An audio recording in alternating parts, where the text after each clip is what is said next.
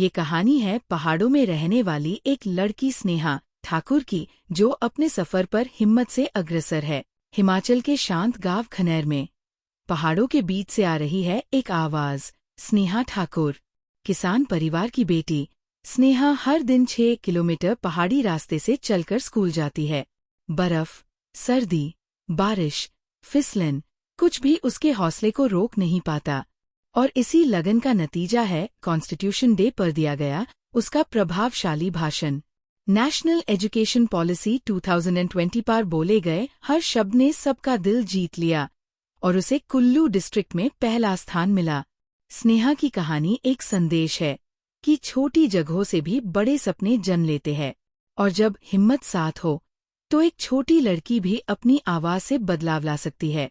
और अब सुनिए उसके प्रभावशाली विचार।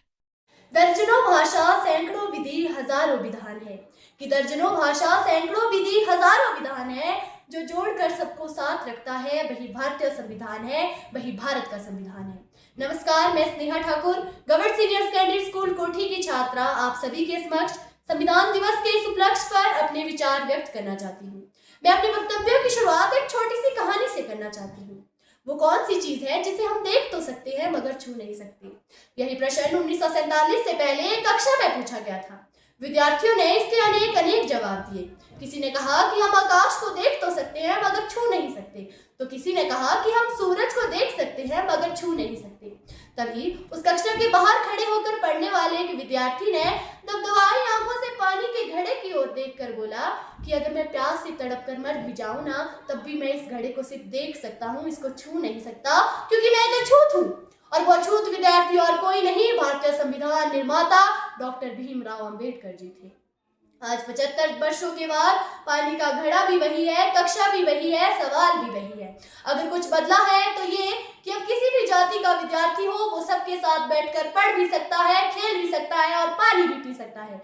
यही नहीं, देश के सर्वोच्च पद पर आदिवासी महिला राष्ट्रपति के रूप में देश के प्रगति का मार्ग प्रशस्त कर सकती है।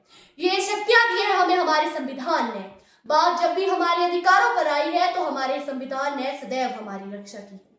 यूनिवर्सिटी ऑफ शिकागो के प्रोफेसर टॉम गिन्सबर्ग ने 1789 के बाद बने 190 संविधानों का अध्ययन किया और पाया कि प्रत्येक संविधान का औसत जीवन मात्र 17 वर्ष है।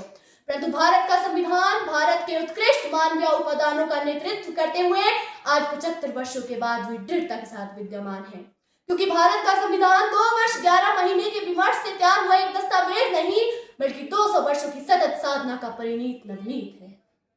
भारतीय संविधान विश्व का सबसे बड़ा संविधान है। ये संविधान बड़ा इसलिए नहीं है क्योंकि ये 1.5 लाख शब्दों से बना है।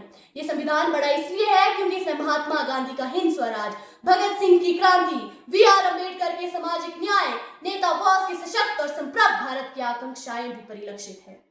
तमाम जगह देखा गया है कि संवैधानिक मूल्य और मताधिकार की प्राप्ति के लिए आंदोलन हुए हैं, लेकिन भारत में सहजता से प्राप्त संवैधानिक मूल्य और मताधिकार ने शक्ति का संचार किया है। महोदय, हमारे भारतीय संविधान की यात्रा इतनी सरल नहीं रही है। अगर इसने 24 अप्रैल 1976 को केशवनंद भारतीय निर्णय के रूप में सुरक्षा का प्रयास देखा, तो 1975 के आपातकाल के रूप में प्रहार भी देखा है। संविधान ये हमारा वो दर्पण है जो हमें हमारा अतीत दिखाता है, वर्तमान समझाता है और भविष्य करता है। लेकिन हमें यह समझना होगा कि संविधान केवल साधन है, साध्य नहीं।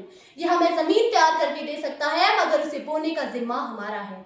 हमें एक ऐसे राष्ट्र का निर्माण करना होगा जहां हर हाथ को अवसर प्राप्त हो, हर सपनों को ऊंचाई मिल सके, ताकि हम सब भारतवासी गर्व से कह सके कि मैं भारत हूं और भारत मुझ में है। अंत में अपनी वाणी को विराम देते हुए मैं बस इतना ही कहना चाहूंगी कि हमने तहरीर की है कागजों पर सदियों की बातें, संविधान यूं ही नहीं है, हर लफ्ज में कौम की सांसें, हर लफ्ज में कौम की सांसें। धन्यवाद। जय हिंद, जय भारत।